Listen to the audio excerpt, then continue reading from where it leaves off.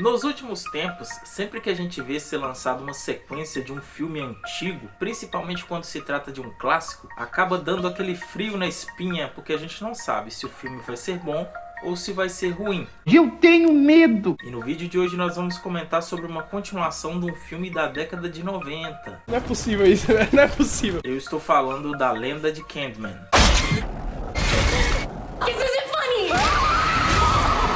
Esse que me parece ser um filme estranho e diferente. Mas nós vamos comentar tudo sobre ele no vídeo de hoje, então para você não perder nenhum detalhe, vem comigo.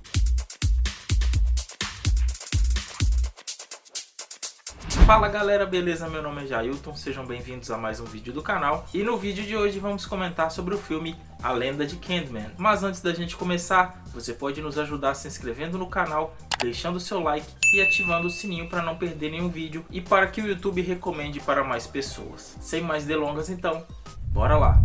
A Lenda de Candyman é um thriller de horror de 2021 que tem a direção de Nia da Costa. Ela é uma diretora iniciante, não tem tantos trabalhos, porém tem se gerado bastante expectativa em torno do nome dela pelos trabalhos que ela ainda vai realizar. O principal deles talvez seja The Marvels, que deve sair no ano de 2022. E o roteiro deste filme foi escrito por Jordan Peele. Esse já é mais conhecido, tem obras muito famosas como Nós e Corra, e a assinatura dele está presente nesse filme.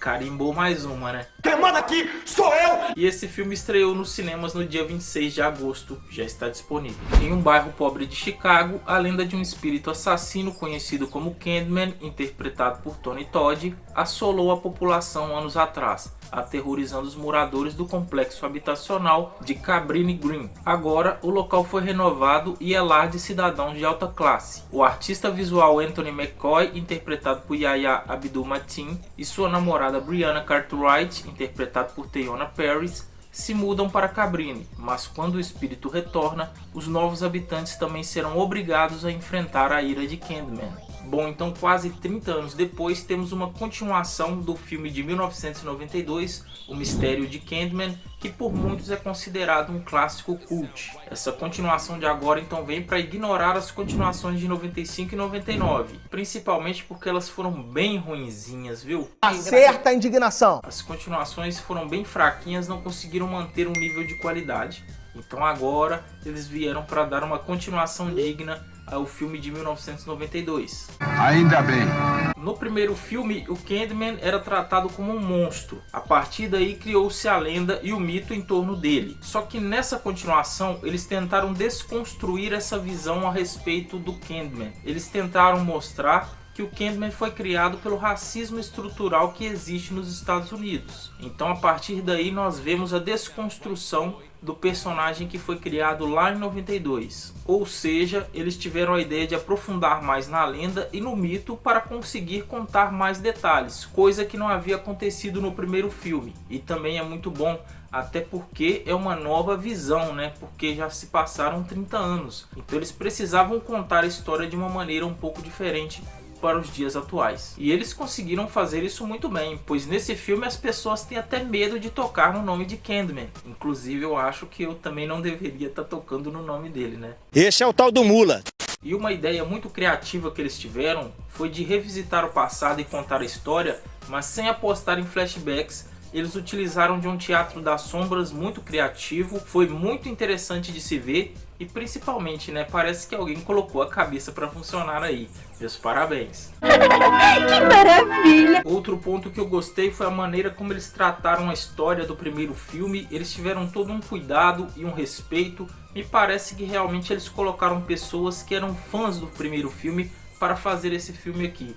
Pessoas que souberam lidar muito bem com aquela história e conseguiram trazer uma nova roupagem, uma nova visão para os dias atuais. Inclusive uma questão que ficou muito marcada no primeiro filme, eles conseguem trabalhar ela muito bem nesse filme aqui, que é a questão do espelho, né? Que na lenda de Candyman, se você falar 5 vezes o nome dele em frente ao espelho, ele aparece para te matar. Então aqui eles conseguiram trabalhar isso muito bem. Inclusive já de cara a gente vê a logomarca do estúdio da Universal e da MGM, ao contrário, como se fosse o reflexo de um espelho. Você já começa vendo as logomarcas logomarcas ao contrário. Se você for uma pessoa meio distraída e não prestar atenção, você vai achar que tem algo errado, mas não, foi proposital isso. Não consigo ler nada! Em alguns momentos o filme vai parecer um pouco arrastado, mas isso acontece principalmente porque a tensão ela é construída graduativamente. Aos poucos a gente vê a tensão aumentando durante o filme, isso foi proposital também. Então em alguns momentos o filme é um pouco mais parado, até a construção central da história, mas depois disso se encaminha para um terceiro ato que é muito acelerado,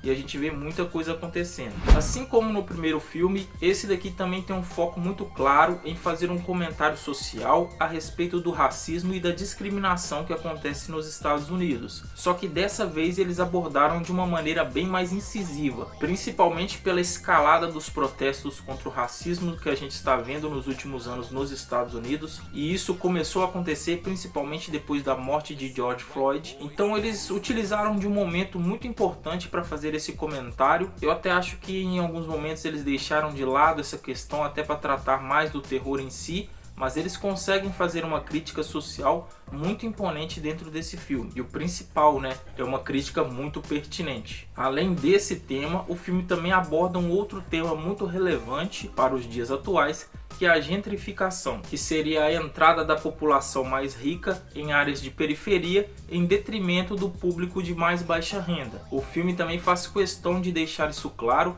e abordar isso também de uma maneira muito interessante. São assuntos que geralmente a gente não vê sendo abordado e debatido dentro de filmes. Aqui a gente vê de uma maneira muito clara e explícita. Eu achei que foi uma jogada interessante da direção, pois eles conseguiram encaixar dentro da história e construir uma narrativa que fosse interessante para quem está assistindo. Acenando para os fãs de gore, o filme também tem cenas bem sangrentas e de violência gráfica, em alguns momentos muito específicos. Meu Deus. Porque esse filme não pretende ser apenas um slasher, e até por isso, em diversos momentos eles tentam se distanciar dessa proposta, mas tem sim algumas cenas muito específicas, principalmente nas mortes ali que o Candyman faz ali, que realmente tem uma violência bem explícita. Além disso, o body horror também está presente nesse filme, que seria o terror corporal, e é muito bem utilizado. A não ser em um momento que a gente fica com uma pulga atrás da orelha. Por exemplo, o rapaz ele tem uma ferida muito grande em sua mão e ela começa a crescer e vai crescendo, vai crescendo. Eu não vou entrar em detalhes para não dar spoilers, mas ele não acaba procurando um médico para solucionar aquele problema da mão. A gente sabe que se fosse uma situação normal, qualquer pessoa procuraria um hospital para tentar resolver aquela situação. Só que ele não. Eu não quero mais saber. Eu até entendo que para o andamento da história seria necessário que ele não fosse um médico para olhar aquela ferida, mas só que fica parecendo que é algo muito superficial, né? Não é algo que se aproximou tanto da realidade. Errou feio, errou rude. Não tem como falar em destaque desse filme sem citar que ele é um filme que teve um refinamento muito grande, principalmente pela sua estética visual. Eles tiveram todo um cuidado na hora da gravação e principalmente tem um toque muito grande da direção, principalmente do Jordan Peele, como eu disse. Eu vi muito dele nesse filme, inclusive pela abordagem que eles fazem, que não é nada usual, como os movimentos de câmera que buscam transitar por todo o ambiente, né, para extrair o máximo daquela ambientação criada, o zoom que eles aplicam a um personagem que está bem distante para tentar focar não somente o personagem, mas tudo aquilo que o circula naquele ambiente. Isso tudo é um ponto positivo tanto para a direção quanto para a fotografia desse filme, que foi realmente muito bem feita. A trilha sonora e os efeitos sonoros desse filme foram muito bem feitos, inclusive fazendo referência ao primeiro filme, mais uma vez eles respeitando a obra. Tem que respeitar!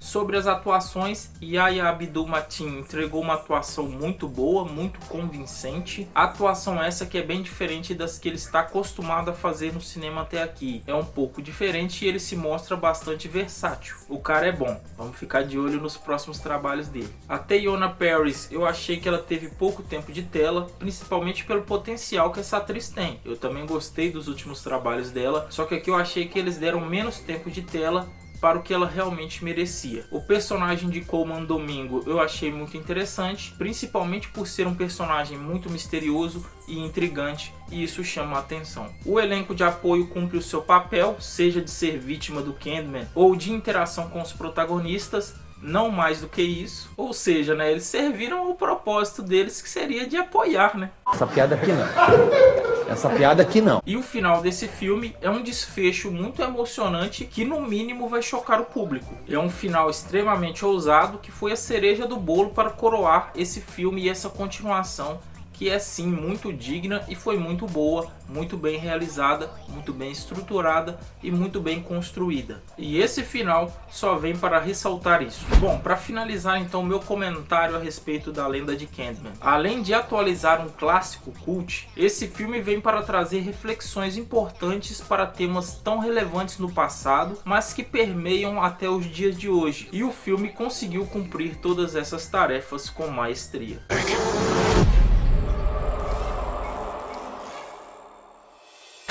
Obrigado a você que chegou até o final do vídeo.